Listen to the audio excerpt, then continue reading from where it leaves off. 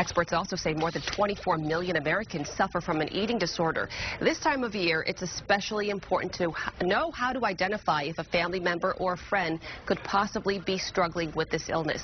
Joining me today is Dr. Mary Moore, Medical Director of the Moore Center in Bellevue. Thanks for your time, Mary. Thank you, Mary. Why do you say that the beginning of summer is such a critical time for recognizing the symptoms?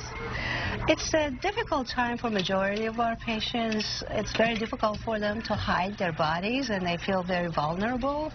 And also there's going out and eating in public that triggers them to relapse. Also, kids from college come home, and high schoolers stay home, and parents are alerted to certain symptoms, and they initiate treatment. And because it's summer and they don't have distraction of the school, then they accept to go into treatment. You know, you mentioned kids, and the sad thing is when it comes to eating disorders, it's the old and the young, isn't that right? Exactly. But majority of our patients are young because the onset of the disease is really in the adolescence and late adolescence. So what are the key symptoms that we need to be on the lookout for? Well, there are behavioral changes that we see and also physical changes. The behavioral changes has to do with rigidity. These patients are very rigid about what they eat, when they eat it, and where they eat it.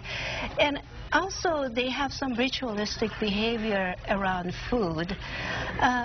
Parents see them disappearing at dinner table, and they go to the bathroom, and also they go to the gym and exercise a lot. So those are the kinds of behaviors that we see.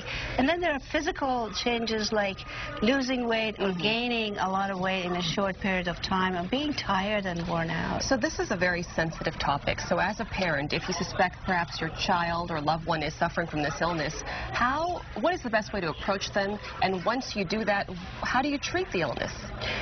You know, the best thing is to be honest and open with your child and just tell them what you're observing.